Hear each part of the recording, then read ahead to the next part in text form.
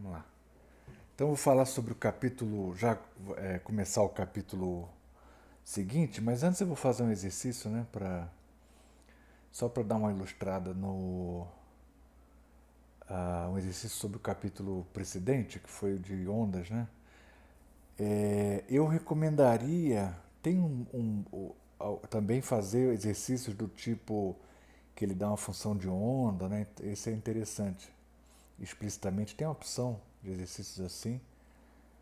E pede, né, velocidade da onda, pede uma série de coisas. Então esse tipo de questão como é mais fácil. Eu acho que não vou fazer aqui, mas se alguém tiver dúvida, né, é claro que tem que perguntar. Acredito que esse tipo de exercício também pode ser abordado nas aulas de tutoria e, de modo que eu vou fazer um exercício aqui um pouco diferente sobre a escala em decibéis, né? De som, sobre a intensidade do som. Sim, antes, só enfatizar, né, que aquele probleminha do sinal da aula passada, né, que eu fiquei meio sem saber onde é que estava o erro, né, se havia algum erro do sinal. E de fato as expressões são todas corretas, mas é que aquelas expressões que a gente desenvolveu na aula passada sobre quando a gente considerou a onda numa corda passando passando pelo ponto P de separação entre duas cordas, né, indo para uma outra corda com uma densidade diferente, o que acontece? Você vai ter uma onda que vai se transmitir, né, ao longo da corda, vai ter o mesmo não vai ser invertida nunca, mas você vai ter uma reflexão e a onda refletida ela vai ser invertida caso a densidade da segunda da corda do lado direito seja maior e vai ser não invertida em caso contrário. Aquele desenvolvimento que a gente fez na aula passada, ele com aquelas equações todas, aquilo tudo é correto para considerando que a onda invertida que a onda refletida está invertida, tá? Essa é a única observação.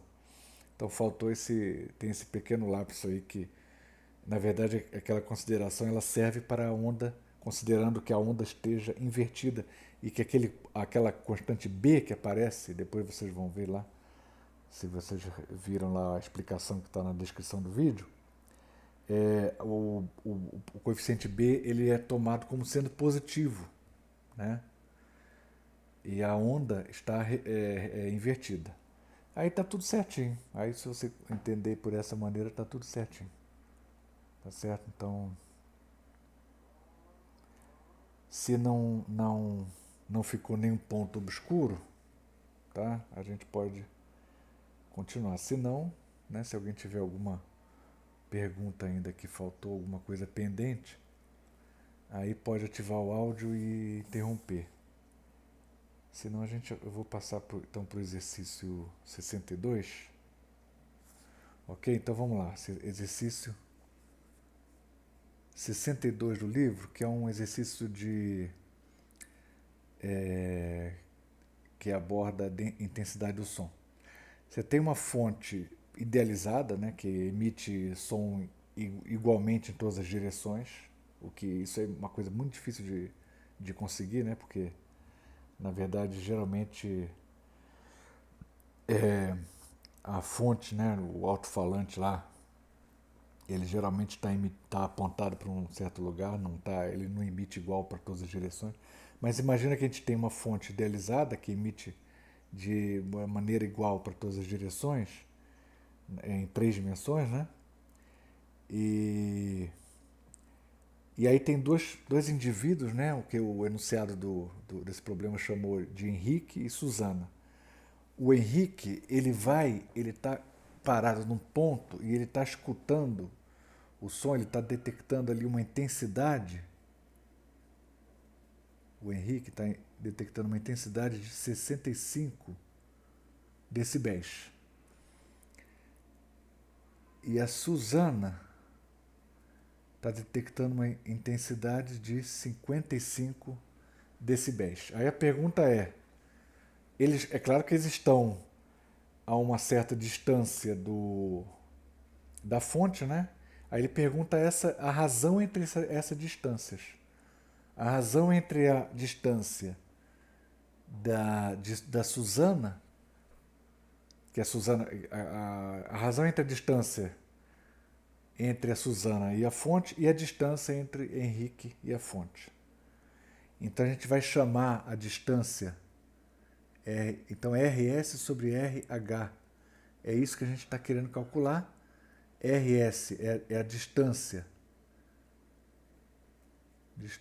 até a fonte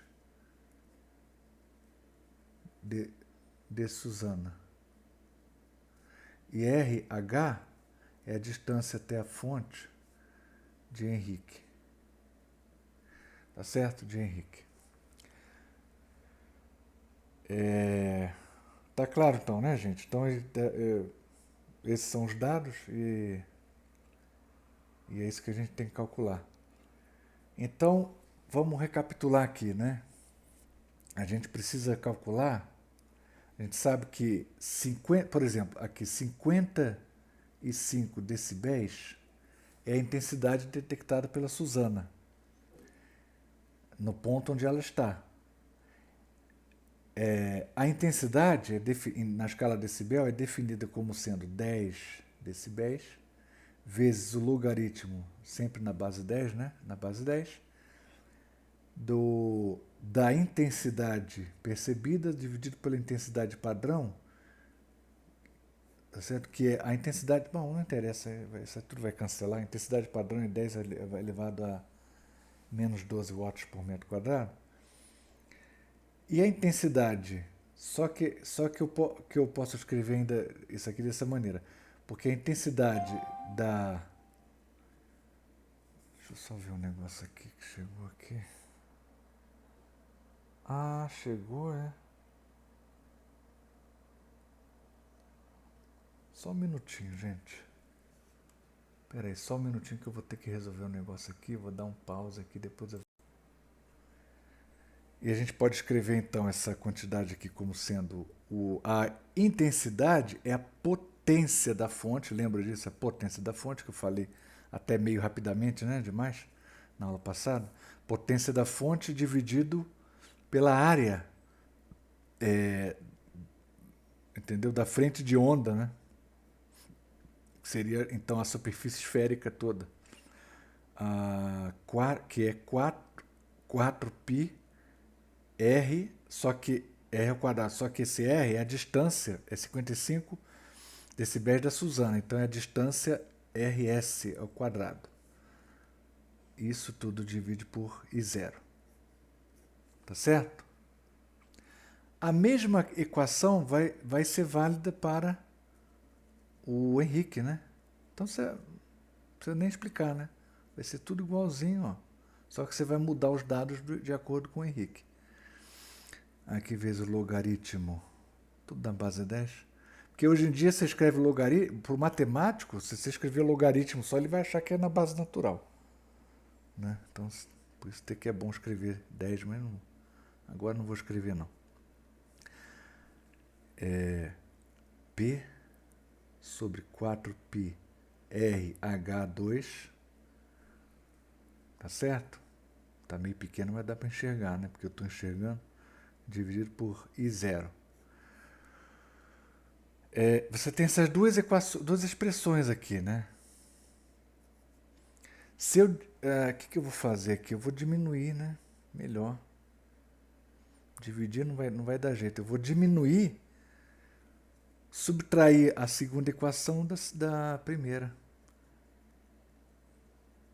O que vai acontecer? Ó? Você subtrai primeira equação menos a primeira, menos a segunda equação menos a primeira. Vai dar 10 decibéis que multiplica logaritmo. Não é isso? Aí o que vai entrar? Vai ser diferença de logaritmos. Logaritmo de A. Lembra disso aqui, ó? Logaritmo de A menos logaritmo de B é o logaritmo de A sobre B. O logaritmo serve para isso, né? Serve para transformar. Ela leva uma soma, uma divisão ou multiplicação, né? Então, com essa propriedade aqui dos logaritmos, nós podemos escrever então o seguinte, ó, vai simplificar, a opção de coisa vai simplificar aqui, porque você vai ter logaritmo de P, vou até escrever tudo aqui, ó, sobre 4π R é esse aqui menos o outro. Então é esse aqui do Henrique, né? Quadrado dividido por I0 menos o outro logaritmo, ou seja, dividido, passa para dentro do logaritmo, divide, vai ficar I0 dividido por P sobre 4π RS ao quadrado. Tá vendo? Então vai ser isso aqui, vai simplificar uma opção de coisa aqui, vai sobrar o RH ao quadrado sobre RS ao quadrado. O expoente também pode passar para fora do logaritmo, multiplicando, né? Passa para fora, multiplicando. Então você vai ter aqui, isso aqui vai ser igual, que é consequência até dessa propriedade aqui, né? Vai ser igual a 10 decibéis vezes, aliás, 20 decibéis vezes o logaritmo na base 10 de RH sobre RS. Porque o quadrado passou para fora, multiplicou por 10 decibéis, deu 20 decibéis, por isso que está 20 decibéis. Tá certo? Então acho que não tem mais nada aqui. Então aqui no outro lado da equação você tem 5 decibéis, né? Aliás, 10 decibéis. Por que eu achei que era 5, né? Engraçado. 10 decibéis de um lado e do outro 2. Então você tem aqui, esse logaritmo vai ser 1/2.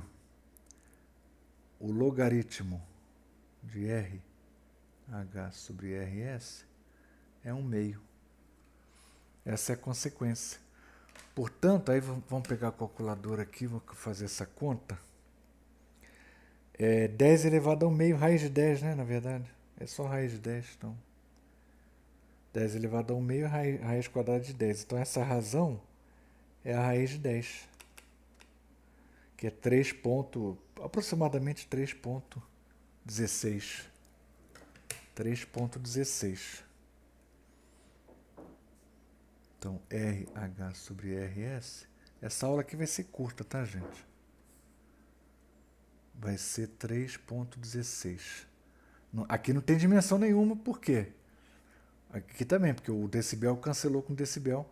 E aqui não tem dimensão, porque você tem a razão entre dois comprimentos.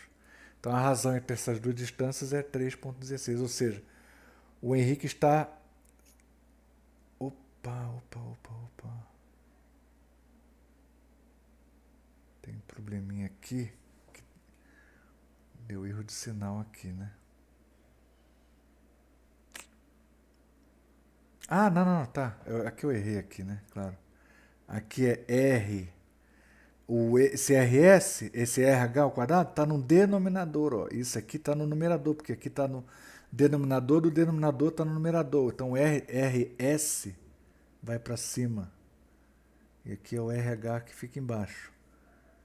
Tá certo? Então, a resposta correta aqui, ó, R. Menos 1. RS sobre RH, agora sim, 3,16. Então, essa aqui é a resposta do problema, né? Então, por isso que é importante, né, gente? Vocês reparem que não é só fazer conta. Você fez a conta, dá uma analisada depois, vê se faz sentido a resposta, porque aí daí você pode realmente detectar algo errado, né? Alguma coisa absurda e tal. Então, por exemplo, a gente achou agora... teve que trocar agora o sentido, né? Inverter, a fração estava invertida.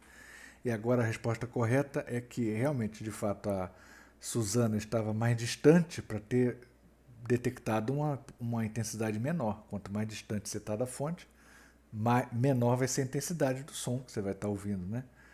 Então a Suzana estava a uma distância menor, maior. Ué?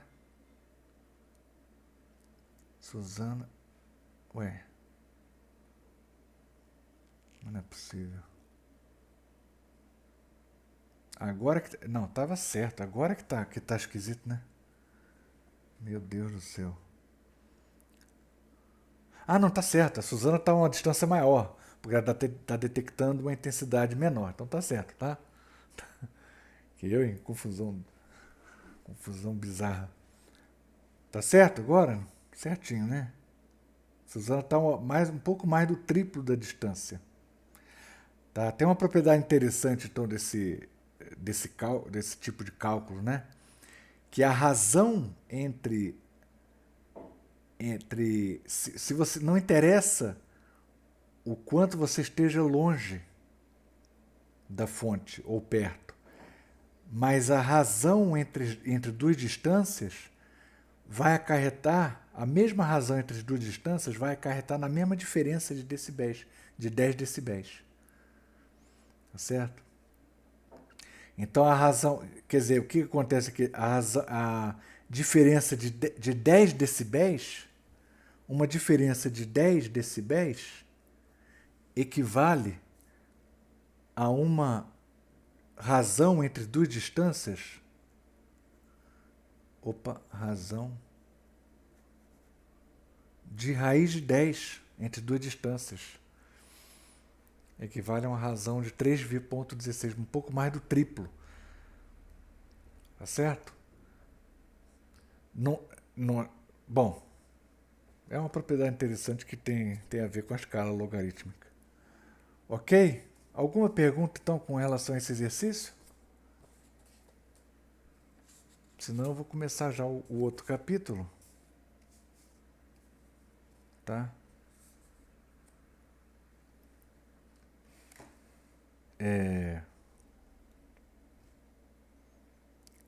Então a primeira coisa, né, para a gente começar a falar de interferência.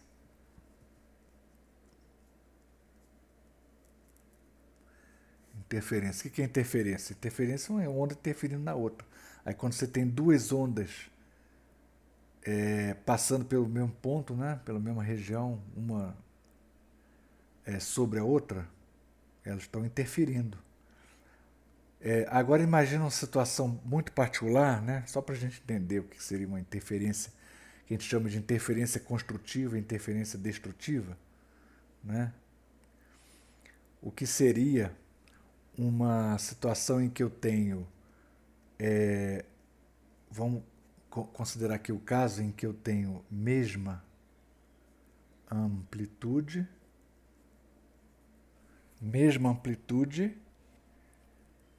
velocidade também é a mesma, porque a corda, você imagina uma onda, né, numa corda, a corda é a mesma corda sempre, então, que está sob uma mesma tensão, e mesma amplitude e mesma frequência. Porque a frequência poderia estar diferente, né? Mesma amplitude, mesma frequência, apenas com a diferença de fase. Um exemplo seria isso aqui, ó. Y é A seno kx menos ômega t. E o y2 é igual a A, mesma amplitude, seno kx menos ômega t. Todas indo para a direita, né? Tanto faz. Menos ômega t, mais uma diferença de fase aqui, delta, mais um delta. Então a única diferença entre uma onda e a outra é a diferença de fase, é a única diferença. Tá certo? Portanto, aí a gente vai somar e ver o que acontece. Y1 mais Y2, essa é o que a gente vai chamar de deformação resultante da corda. Ela tem essas duas deformações se propagando Então, como é que fica a propagação da deformação resultante, né? Para você ter uma descrição única da onda. Né? Bom, detalhe, observação, um bom exercício para ser feito em casa é verificar que essa soma ela é também solução da equação de onda, aquela equação de onda que a gente viu na aula passada ou retrasada. Tá certo? Você vai ver que a equação também é a solução.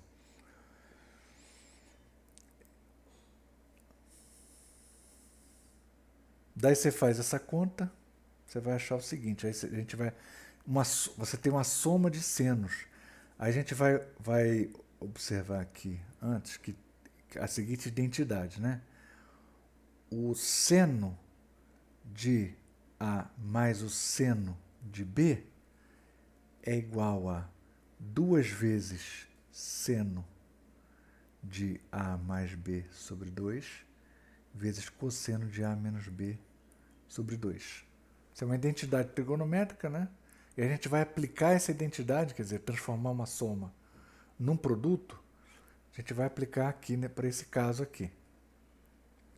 E aí você aplica isso, tentem depois acompanhar a conta, fazendo a conta paralelamente, né, em casa,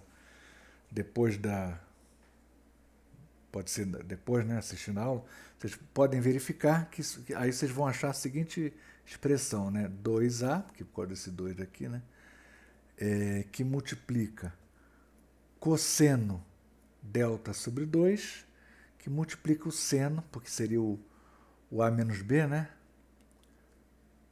Aqui seria cosseno de menos delta sobre 2, só que cosseno de menos delta sobre 2, propriedade do cosseno é que é igual ao cosseno de delta sobre 2. Não é isso? Vezes o seno de kx menos ômega t. Aqui não mudou nada, mas ficou ficou isso aqui, né? Uma espécie de onda com a fase, com a diferença de fase ali, delta sobre 2. Seria o termo A mais B, seria esse A mais B sobre 2, né? Então você tem isso aí. Tá certo? O que significa isso aqui? Isso aqui significa...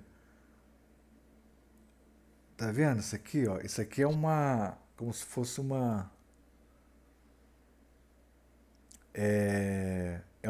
valor constante, não é isso? Um valor constante que está modulando a amplitude. Se o delta for igual a, por exemplo, π, ou 3π, por exemplo, ou menos π, ou menos 3π, etc, etc, né? Se ele for nπ, sendo n um número ímpar, o que vai acontecer? Substitui o cosseno de delta sobre 2, quanto que é? Cosseno de π sobre 2, ou cosseno de 3π sobre 2, ou cosseno de menos π sobre 2, é tudo zero. É tudo zero. Então, nós temos nesses casos todos, o y é zero. Você vai ter uma interferência destrutiva. Você vai ter um valor muito pequeno. Tá certo? Valor muito pequeno. Muito pequeno não, valor zero. Porque eu estou pensando aqui adiante. Se você tivesse duas ondas, se as amplitudes fossem diferentes, né, você teria um valor mínimo para a amplitude aí resultante. Mas nesse caso aqui, só para a gente explicar o que é interferência destrutiva, né? Então, aí é um exemplo de interferência destrutiva. Aí você vai ter interferência destrutiva. Interferência destrutiva. Se eu não me engano, eu não entendo muito de tecnologia, não, mas eu acho que tem uns fones de ouvido no mercado aí, que eu acho que eles tentam trabalhar mais ou menos isso, né? Tem um processador, parece, embutido, que ele capta a onda que está chegando, aí ele emite, até para o seu ouvido mesmo, emite uma... Eu não sei se é isso parece ser muito tão absurdo, né? Mas eu já ouvi falar de uma coisa dessa, não sei se é boato. Emite um som de tal maneira, defasado, com a mesma frequência, de modo a provocar uma interferência destrutiva. Aí ele vai. Isso é o som do ruído que vem de fora. De maneira que você vai ficar ouvindo só o barulho que vem do seu fone e aquilo te isola, praticamente te isola do meio do exterior. É um negócio meio muito avançado, né? Pra gente imaginar assim, caramba. Mas não sei, deve ter um negócio desse. Já deve, bom, se não existir isso aí, já, com certeza já devem ter pensado, né?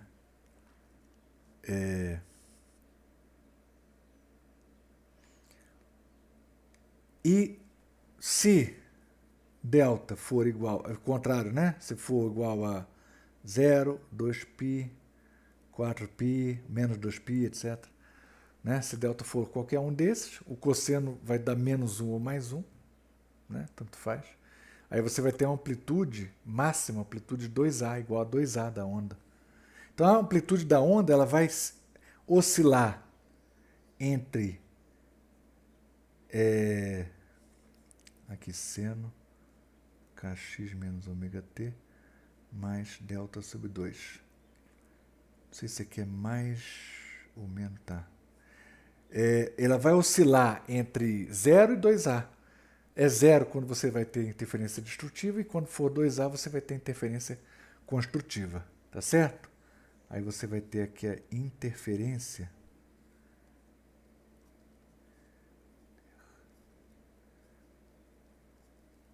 construtiva. Interferência construtiva nesse caso, né? Tá certo? Essa é uma ideia, acho que bem simples, né? Acho que não tem dificuldade para a gente entender isso aí.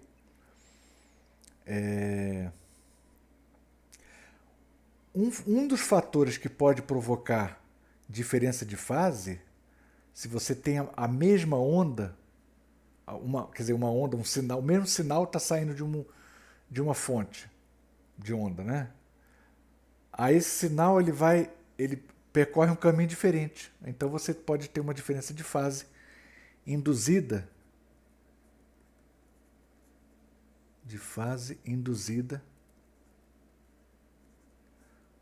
pela diferença de percursos.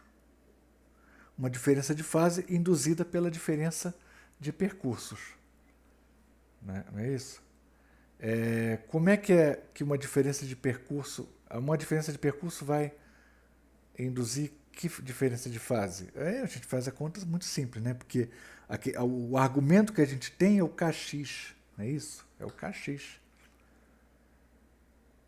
Se uma onda tem um argumento kx, a outra também.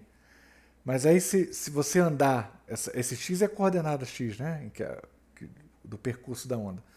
Se você caminhar num caso, você caminha x e no outro você caminha x mais delta x, né? Imagina que você tem um percurso x e o outro percurso é x mais delta x. Qual vai ser a diferença de fase que corresponde a essa diferença de percurso? É muito simples, só você escrever. Num caso você tem o kx, no outro caso você tem o kx mais delta x, não é isso? De maneira que o kx mais delta x é a mesma coisa que o kx mais k delta x. Não é isso? E o k, lembra que o k é 2π vezes delta x sobre lambda. Portanto, lambda é o comprimento de onda. Portanto, isso aqui vai ser a diferença de fase. Essa vai ser a diferença de fase provocada por uma diferença Δx no percurso. Tá claro? Essa é a diferença de fase provocada pela diferença Δx do percurso. Ou seja, isso que eu acabei... Quer dizer, conclusão, né? O que a gente pode concluir daí é que você faz a equação aqui, 2π Δx sobre lambda é igual a delta. Tá certo? Basta mesmo essa equação. Eu ia escrever mais coisa, mas tá bom. É suficiente. Então tá aí, ó. Essa é a equação que me dá qual é a diferença de fase induzida, né, provocada por uma diferença de percurso ΔX, considerando, claro, a mesma onda, né? A mesma onda, quer dizer, mesma onda.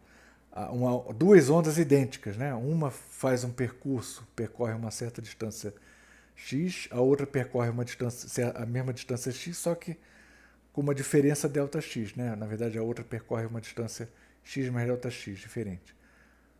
Ok? Eu vou falar um pouquinho agora de um outro efeito interessante provocado pela interferência entre duas ondas, que é um caso também particular, que se chama batimentos, né? E aí a última coisa do capítulo, que são as ondas estacionárias, aí eu vou deixar para a aula que vem.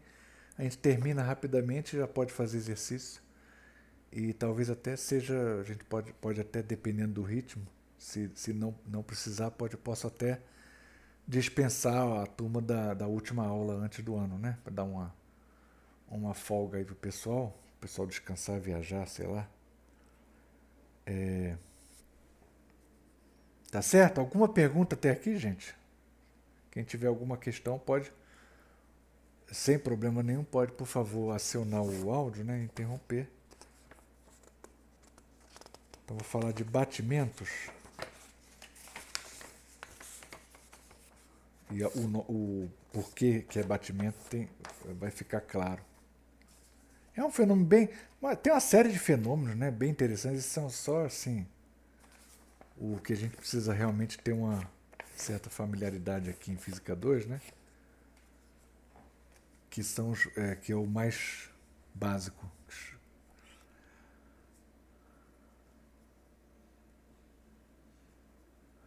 Então esse fenômeno de batimentos é interessante quando você tem duas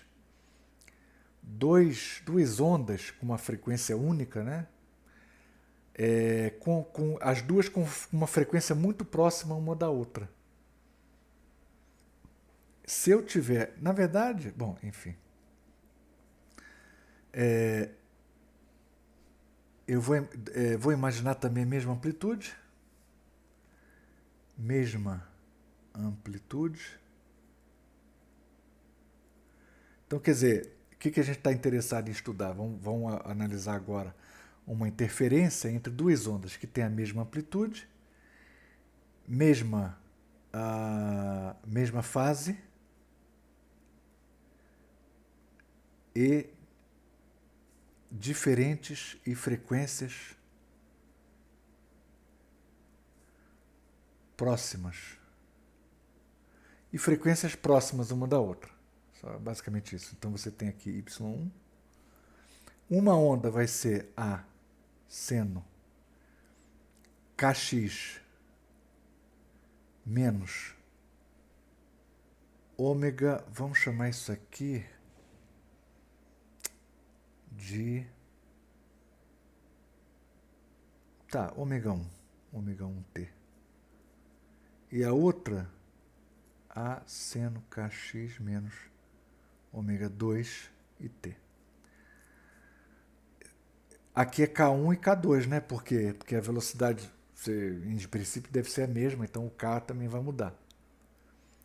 Mas aí a gente esquece esse K, esse Kx.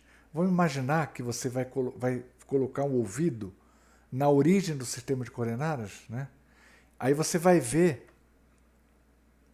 quer dizer, o ouvido. É isso se fosse o som, né? Mas se for o caso de uma corda, você vai imaginar a oscilação da corda num ponto só. Então a gente vai ver, se for de acordo com a onda y, com a onda 1, né, que é descrita pela função y1, a corda oscilaria com uma frequência ômega 1. E seria uma oscilação vertical, para cima e para baixo. E no caso do som, se eu estivesse ouvindo lá no ponto fixo na origem, eu estaria ouvindo um pulso com uma frequência ômega 1. Não é isso? Então você teria... tanto faz o sinal aqui, né? Vou colocar mais só para ficar correto, mas pode ser menos também. No, no ponto x igual a zero, no ponto x igual a zero, o que acontece? Você vai ter y1 a seno ômega 1t, y2, se fosse aqui menos, sinal de menos, qual o problema? Eu teria um sinal de menos na frente, mas aí teria nada de relevante, nenhuma novidade que atrapalharia esse raciocínio, estaria correto do mesmo jeito. E aqui teria um seno de ômega 2t, não é isso? Então o que vai acontecer? Eu coloquei meu ouvido lá na origem, ou eu estou colocando meu olhar na origem e vendo a corda se vai oscilar verticalmente com a frequência ômega 1 ou ômega 2. Só que quando essas duas ondas, essas duas oscilações estão presentes simultaneamente, aí como é que vai oscilar essa corda? Aí que tá. Ou a pergunta, eu coloquei o ouvido lá, tá passando um pulso, uma onda sonora, né? Uma frequência bem bem precisa, igual a ômega 1. Aí tem um outro pulso, uma outra onda com frequência ômega 2. As duas ondas estão passando na mesma hora. Eu vou ouvir o que exatamente? Né? Eu vou ouvir uma composição dessas duas ondas que tem duas frequências diferentes, mas essas são frequências muito próximas uma da outra. O que eu vou ouvir, na verdade? Eu vou ouvir o seguinte, eu vou ouvir a soma entre essas duas ondas, duas oscilações, digamos assim, né? Porque eu estou aqui considerando um ponto x fixo. Então eu tenho basicamente duas oscilações no tempo, não é isso? Y1, aqui pode ser oscilação de pressão ou deslocamento, né? Tanto faz. Y1 mais Y2 vai dar o Y.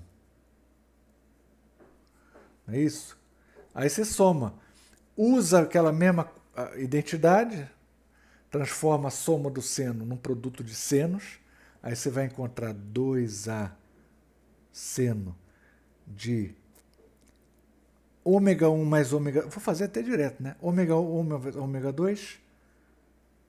Não vou fazer direto, não. Ômega 1 mais ômega 2 sobre 2 vezes cosseno de ômega 1 menos ômega 2. Ah, mas, professor, o que eu vou colocar? Ômega 1 menos ômega 2 ou ômega 2 menos ômega 1? Tanto faz, porque o cosseno das duas coisas é o mesmo. Tá certo? Aqui faltou o tempo e aqui faltou o tempo, né? Está multiplicando tudo. Você vai ter isso aqui. Né? Vamos escrever um pouquinho melhor isso aqui, eu passar o cosseno para frente. 2A vezes cosseno. Aqui você tem a diferença, né? Delta ômega sobre 2t vezes o seno. Aqui vamos chamar do ômega médio. Não tem mal nenhum fazer isso, né? O ômega médio, média aritmética entre as duas frequências angulares. Não é isso? Então a gente vai ver essa oscilação ocorrendo. Né? Aqui você tem, essa quantidade é muito pequena. Esse delta ômega é muito pequeno, porque as frequências estão próximas uma da outra. Lembra disso? Então esse delta ômega é muito menor do que o ômega médio, em geral, né? É muito menor. Isso significa que você tem... Imagina uma onda. Como é que eu posso representar só essa onda aqui, esse cosseno, que seria uma amplitude modulada por esse cosseno, né? Então, como é que eu poderia representar esse cosseno de delta ômega sobre 2t? Seria uma oscilação no tempo, né? Por isso que eu coloquei y contra t e não x, né? Como é que eu poderia representar uma oscilação no tempo com uma frequência angular muito baixa, muito pequena essa frequência angular, delta ômega é muito pequeno, ainda mais sobre 2, né? Então isso aqui seria Frequência baixa significa o quê? Significa poucos ciclos por segundo. Então você vai ter uma coisa assim bem... o cosseno... Começa aqui mais ou menos, né? Bem assim, bem alargado aqui a onda. Ela vai oscilar pouco no tempo. Tá certo? Essa é mais ou menos a representação gráfica desse negócio aqui, né? Esse aqui é o tamanho da amplitude que está multiplicado por o seno de ômega médio, T. Ômega médio é a frequência normal de oscilação do negócio. Então você vai, resumo, você vai ouvir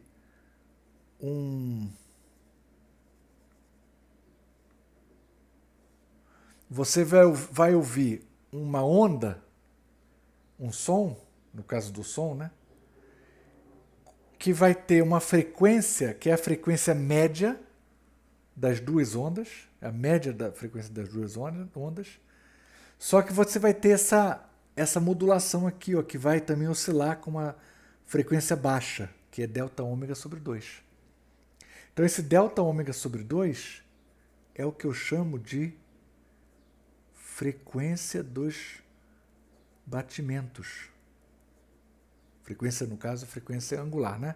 Frequência dos batimentos. Você não vai perceber de ouvido, né, que a frequência da onda resultante será a frequência média, na verdade, corresponde à frequência média das duas ondas separadas. Você não vai conseguir, porque não dá pra gente, o som, você escuta o som com uma perturbação assim contínua, né? Você não dá para distinguir a escala de tempo é muito pequena para você conseguir ter ouvido para isso. Mas os batimentos aí já dá para, às vezes já dá para ouvir, para escutar os batimentos, a frequência dos batimentos, porque é uma frequência muito mais baixa. Então você dá para, digamos, não tem aquilo que é muito pequeno, mas eu consigo enxergar a olho nu. Então, isso aqui você vai estar numa escala é um processo, uma oscilação que se dá numa escala de tempo muito pequena, mas você consegue ouvir, digamos, entre aspas, a ouvido nu, né? Que não existe esse termo, mas dá para ouvir, dá para ouvir isso sem aparelho, no ouvido. Essa frequência, tá certo? Então esses são os batimentos. Tá, isso aí você pode fazer experiência em vários lugares, no laboratório, qualquer lugar, sei lá. Se você tiver até duas pessoas, né? Se essas duas pessoas conseguirem emitir um som com uma frequência bem determinada e uma frequência próxima da outra, você vai dar para ouvir os batimentos. Você vai ouvir uma coisa assim, pá, pá, pá, pá, pá, pá, sabe? É isso aí. Tá ok? Então acho que era isso mesmo, gente. Acho que não tem mais nada não, tá? Eu acho que agora só faltou as ondas estacionárias que a gente vai ver na aula que vem. Alguma pergunta ficou aí sobre interferência, batimentos? Se tiver alguma pergunta, pode me interromper aí. Certo?